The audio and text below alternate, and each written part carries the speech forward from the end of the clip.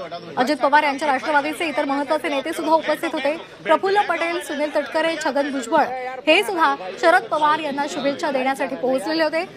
त्यांनी शरद पवार यांना भेटून शुभेच्छा दिलेल्या होत्या, त्यांच्याबरोबर चहा सुद्धा घेतलेला होता। आणि आता आपण ही थेट दृश्य पाहतोय, शरद पवार केक कापत आहेत। शरद पवार यांचा आज 85वा वाढदिवस आहे। त्यांनी केक कापून सर्व कार्यकर्त्यांसोबत, महत्त्वाच्या नेत्यांसोबत आपला हा वाढदिवस दिल्लीच्या निवासस्थानी साजरा केलेला आहे। सुप्रिया सुळे सुद्धा या ठिकाणी उपस्थित आहेत आणि इतर महत्त्वाचे नेते सुद्धा उपस्थित आहेत। आज दशकांहून अधिक काळ शरद पवार हे राजकारणामध्ये आहे। महाराष्ट्राचं असेल किंवा देशाचं असेल, सर्व राजकारण हे शरद पवार यांच्याभोवती फिरतं असं म्हटलं जातं। आणि त्यामुळे देशाच्या राजकारणामध्ये, राज्याच्या राजकारणामध्ये शरद पवार यांचं एक मोठं वर्चस्व आहे, एक मोठा प्रभाव त्यांच्या राजकारणावर आपल्याला पाहायला मिळालेला आहे। हे दृश्य आपण थेट पाहतोय दिल्ली